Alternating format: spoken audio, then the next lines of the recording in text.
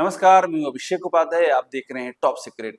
UP में खाद्य संकट गहराता जा रहा है और इस बीच में सवाल ये उठ रहा है कि क्या सीएम योगी आदित्यनाथ को जानकारी नहीं होती है? क्या उनको पता नहीं होता है जमीन पर हकीकत क्या है, चल क्या रहा है? कैसे सीएम हैं जिनको जमीनी हालत ही नहीं पता होती है? जो अफसर बता देते हैं, योगी वही दोहरा देते हैं। और ये इस बार फिर खाद्य संकट में भी यही बात सामने आ रही है। योगी आदित्यनाथ बयान दे रहे हैं खाद की कोई कमी नहीं है। अखबारों में भर भर के बयान छप रहा है कि खाद की कोई कमी नहीं है, और दूसरी ओर लाइनें लग रही हैं। किसान लाठियां खा रहे हैं, टोकन लेना पड़ रहा है। टोकन टोकन ले जाइए और अपनी बारी का इंतजार कीजिए। वो खाद की बोरी जो 266 रुपये में मिलती है, यूरिया की बोरी, वो मिल रही है 400 रुपये में, 500 रुपये में, और नेपाल में सप्लाई होकर के वो चली जा रही है 1700 1800 रुपये बोरी चली जा रही है। वो डीएपी जो मिल जानी चाहिए 1350 रुपये में, वो डीएपी मिल रही है 1400 1500 1600 में मिल रही है। डाई अमोनियम फास्फेट, इस तरह से दाम बढ़ रहे हैं, क्योंकि क्राइसिस है, सप्लाई नहीं है। और योगी आदित्यनाथ कह रहे हैं सब ठीक है, कहीं कोई कमी नहीं है। अभी आप पहले इनका मैं आपको बयान बता दूं कि वो क्या रहे हैं, और फिर मैं आपको बताऊंगा कि कहानी है क्या।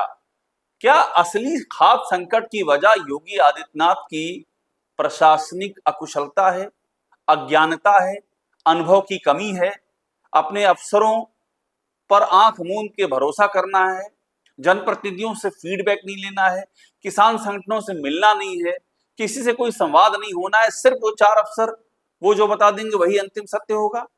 योगी आदित्यनाथ ने क्या कहा है और सरकार, योगी सरकार क्या दावे कर रही है, मैं आपको वो बताता हूं और फिर अंदर की कहानी बताऊंगा। दरअसल दावा यह किया जा रहा है कि कोई कमी नहीं है, 18 मंडलों में कहीं कोई कमी नहीं है। दावा किया जा रहा है कि खरीफ सत्र 2024 में 18 अगस्त तक 36.76 लाख मीट्रिक टन उर्वरक की बिक्री हुई है। करीब 37 लाख मीट्रिक टन उर्वरक बेच दिया गया है। और यह भी कहा जा रहा है कि इस साल अभी तक करीब 43 लाख मीट्रिक टन उर्वरक की बिक्री की जा चुकी है। बताइए, 42-43 लाख आप मीट्रिक टन उर्वरक की बात कर रहे हैं। पिछली बार से 5-6 लाख ज्यादा उर्वरक की उपलब्धता की ये हवाई आंकड़े दिए जा रहे हैं, और यहां लाइनें लग रही हैं, लोग परेशान हैं। अब सोचिए कि योगी आदित्यनाथ की ये समस्या क्या पुरानी है? समस्या इस बात की कि क्या उनको जानकारी ये नहीं होती है कि जमीन पर क्या चल रहा है? एक मुख्यमंत्री के पास क्या फीडबैक नहीं होता है? सही, मैं आपको पन्ने पलटता हूं। अब कोविड का दौर आपको याद होगा, भयावह दौर था कोविड का, और उस समय पूरे देश में ऑक्सीजन, दवाई और जो कोविड रोधी तमाम सारे इक्विपमेंट्स हैं, उनके लिए हाहाकार मचा हुआ था। और उस बीच में उत्तर प्रदेश में योगी आदित्यनाथ का बयान आता है कि कोई कमी नहीं है, ना दवा की कमी है, ना ऑक्सीजन की कमी है। ये बयान तब आता है जब यूपी की राजधानी लखनऊ में मौत का आंकड़ा बढ़ रहा था। अस्पताल नहीं मिल रहे थे एडमिट करने के लिए, चिताओं की बाढ़ लगी हुई थी शमशान गृह के बाहर, विजुअल आ रहे थे भयावह। अस्पतालों में लाइन लगी हुई थी, अस्पतालों में कोई बेड बेड उपलब्ध नहीं था, लोग लाइन लगाए थे, अस्पताल के बाहर लेटे हुए थे, कोई देखने वाला नहीं था। हाहाकार मचा हुआ था। योगी सरकार ने उस समय एक आदेश ये कर दिया था, एक और जिसे तुगलकी फरमान कहा गया, बाद में जिसे कि बदलना पड़ा, यू टर्न लेना पड़ा। ये कर दिया था कि आप किसी अस्पताल में सीधे नहीं जा सकते हैं, नंबरिंग होगी, कंट्रोल रूम बना है, वहां से नंबरिंग होकर के जब पर्ची मिलेगी तब जाएंगे। आप सोचिए, एक कंट्रोल रूम बना दिया गया था, वहां पर चंद अधिकारी और कर्मचारी बैठ गए थे, और यहां हजारों लाखों की भीड़, जो अपने हर घर में कोरोना लगभग फैल गया था, जो अपने घर वालों को अस्पताल में ले जाने के लिए बेकरार थी, जो परेशान थी, रो रहे हैं लोग, करा रहे हैं लोग, और उनसे कहा गया कि आइए यहां से पर्ची लीजिए। और वो उस दौर में जब वहां पर सिस्टम, कंप्यूटर सिस्टम बैठ रहा था, कंप्यूटर चल नहीं रहे थे, वहां लाइन लग गई बाहर, कोई पूछने वाला नहीं था किसको पर्ची मिले किसको पर्ची नहीं मिलेगी।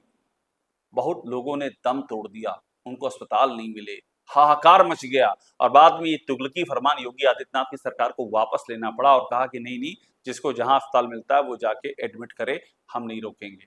इस तरह के फैसले इस योगी आदित्यनाथ की सरकार में हो चुके हैं।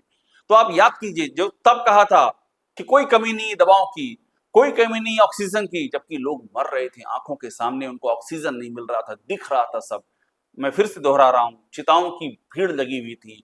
ऐसी भी खबरें आई कि गंगा में भी लाशें बहा दी गई। सरकार ने खंडन किया इस बात का, मगर ये भी खबरें आई और सरकार कह रही थी नहीं सब ठीक है। इस बार भी यही हो रहा है। योगी आदित्यनाथ कह रहे हैं कि नहीं कोई दिक्कत नहीं, सब इंतजाम है। और मैं आपको बता रहा हूं कि हम जो बात कह रहे थे, हमने पहले भी ये इस बात को सामने रखा था कि ये जो दिक्कत आई है यूरिया की, जो दिक्कत आई है पोटास की, जो दिक्कत आई है एमओपी की, म्यूरेट ऑफ पोटास की, जो दिक्कत आई है डीएपी की, डाई अमोनियम फास्फेट की, ये एक रात में नहीं आई है। जो दिक्कत एसएसपी की आई है, एसएसपी की आई है, ये एक रात में दिक्कत नहीं आई है। ये एक सिलसिला है। वो सिलसिला ये है कि जब आप सप्लाई चेन को मैनेज नहीं करते हैं, जब काला बाजारी पर आप नजर नहीं रखते हैं, और आप नजर रखें कैसे? आपको फीडबैक ही गलत मिलता है। अधिकारी बताते हैं कोई दिक्कत ही नहीं, तो आप बैठ करके फरमान देते हैं नहीं कोई दिक्कत नहीं सब ठीक है।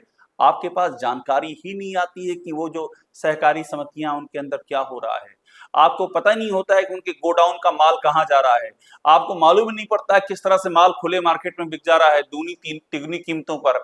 आपको पता ही नहीं चलता है कि माल कब नेपाल चला जा रहा है और वहां पर बिक रहा है 10 गुनी कीमतों पर। आपको कुछ पता नहीं चलता है और आप बयान देते हैं यहाँ सब ठीक है। और आप इस दौर में समस्याओं को सुलटाना चाहिए, उनको ठीक करने के लिए पहले से योजना बनानी चाहिए। आधार कार्ड का सिस्टम फेल हो गया है कि आधार कार्ड दिखा करके मिल जाएगा आपको, वो बोरी मिल जाएगी, वो सिस्टम फेल हो चुका है। एक नहीं 1000 जगह से वो जानकारियां आ रही कि नहीं वर्क कर रहा है ये सिस्टम। एक और सिस्टम आ गया कि मेरी फसल मेरा ब्यौरा, यहाँ पर रजिस्ट्रेशन, ये भी पैनिक फैला हुआ है कि वहां आप जो रजिस्ट्रेशन कराएगा उसको ही लाभ मिलेगा। आप जानते होंगे सरकार ने मेरी फसल मेरा ब्यौरा का एक विंडो दिया है कि किसान अपनी फसलों का रजिस्ट्रेशन यहाँ करा ले। उससे सरकारी जो खरीद केंद्र हैं वहां पर उन्हीं की खरीद होगी जो उन्होंने रजिस्ट्रेशन कराया होगा। उनको फसल बीमा योजना का भी लाभ दिया जाएगा जिनका रजिस्ट्रेशन होगा। अब उसमें यह भी बात सामने आ रही है कि खाद का भी उसमें ऐड हो गया कि खाद भी तभी मिलेगी जब वहां रजिस्ट्रेशन होगा। यानी कंफ्यूजन ये फैला हुआ है। लोग परेशान हैं कि खाद ऐसा तो नहीं होगा कि ये खरीफ का सीजन चल रहा है, आप सोचिए धान की फसल खड़ी है, यूरिया की ड्रेसिंग चाहिए, अभी रबी की बुआई होने वाली है, गेहूं बोना है, उसके लिए लोग को उनको डीएपी चाहिए, यूरिया चाहिए, पोटाश चाहिए। परेशान है लोग। और अगर ये भ्रम फैल जाए कि ये तो तमाम सारी प्रोसीजर हो गई, अभी आधार कार्ड था, मेरी फसल मेरा ब्यौरा हो गया है, अब हमको रजिस्ट्रेशन कराना पड़ेगा, ये कराना पड़ेगा, और नहीं मिलेगा तो क्या करेंगे, तो आदमी पैनिक में आता है और ज्यादा ये लोग खरीदने की कोशिश करते हैं। तो आपने सिचुएशन क्लियर नहीं किया है, क्या करना होगा क्या नहीं करना होगा कहीं कोई क्लियर नहीं है, और उसके बाद पुलिस लाठियां भांज रही है। टोकन, बाकायदा खबरें आ रही, योगी आदित्यनाथ को दिखाई नहीं पड़ रहा है कि टोकन ले लेकर के लोग इंतजार कर रहे हैं खाद का, ये उनको नजर नहीं आ रहा है। ये तो सभी को नजर आ रहा है। कैसे उनको नजर नहीं आ रही है? कि सिस्टम में दिक्कत है। खाद संकट का असली उपाय आप मुझसे पूछेंगे तो मैं कहूंगा योगी आदित्यनाथ को अपना सिस्टम ठीक करना होगा। जब तक मुख्यमंत्री के पास सही जानकारी नहीं होगी वो क्या कदम उठाएगा, वो क्या फैसले लेगा, वो जमीन पर क्या सिस्टम ठीक करेगा? उसे तो बताया गया है कि सब ठीक है। उसे बताया गया है, कोविड में उसको बताया गया था कि कहीं कोई दवाओं की ऑक्सीजन की कमी नहीं है, जबकि लोग मर रहे थे आंखों के सामने। लेकिन सीएम को बताया गया था सब ठीक है और वो बयान दे रहे थे महाराज जी नहीं कोई दिक्कत नहीं है। इस बार भी यही हो रहा है। तो असली मर्ज समझिए, असली मर्ज है फीडबैक। सीएम का फीडबैक जो देने वाले लोग हैं वो जमीन से काट दे रहे हैं, चीज सच्चाई, जमीनी सच्चाइयों को काट के पहुंचा रहे हैं। और सीएम का भी कमी ये है कि सीएम को चाहिए कि वो अपना संवाद जनप्रतिनिधियों से रखें, बुलाएं विधायकों को, जिनसे मिलते हैं उनसे पूछें तो कि साहब आपके यहाँ क्या स्थिति है उर्वरक की, फर्टिलाइजर क्यों नहीं मिल रही, विधायक बताएगा, ब्लॉक प्रमुख बताएगा, जिला पंचायत सदस्य बताएगा। वो डेली देख रहे हैं, डील कर रहे हैं, लेकिन आप तो 4 अफसरों से पूछ रहे हैं। वो अफसर जो सूट बूट पहन करके आ रहे हैं और एसी कमरे में बैठ करके फाइलों पे साइन कर रहे हैं, वो आपको क्या बताएंगे? वो तो अपनी बचाएंगे कि हमने सब ठीक किया, हमारी कोई दिक्कत नहीं, ये जनता ये कालाबाजारी कर रही है, इसको चेतावनी दे दीजिए कि जनता कालाबाजारी ना करे। ऐसे सिस्टम नहीं ठीक होता। इसीलिए कहते हैं प्रशासन चलाने के लिए प्रशासनिक अनुभव की जरूरत होती है। तो मेन मर्ज समझिए, खाद की क्राइसिस की मेन समस्या है वो है गलत फीडबैक। मुखिया के पास फीडबैक गलत जा रहा है, मुखिया उसी फीडबैक पर अमल कर रहे हैं और इसीलिए ये पूरा त्राहिमाम मचा हुआ है। सरकार को खाद की उपलब्धता बढ़ानी होगी, उसका आयात जो है चीन से हमारे आयात का रास्ता जो समस्या थी वो भी समस्या दूर हो रही है। चीन से, रूस से, मोरक्को से, जॉर्डन से, तुर्कमेनिस्तान से, बेलारूस से, ईरान से, इन सब देशों से जो आयात है यूरिया का, एमओपी का, डीएपी का, इसकी क्वांटिटी बढ़ानी होगी। इफको की प्रोडक्शन इकाइयों को और स्ट्रीमलाइन करना होगा, लेकिन साथ साथ में इस फीडबैक सिस्टम को भी दुरुस्त करना होगा। जब राजा के पास गलत फीडबैक होगा तो राजा क्या एक्शन लेगा, असली कहानी यही है। टॉप सीक्रेट देखते रहिए, लाइक कीजिए, इसे सब्सक्राइब जरूर कीजिएगा।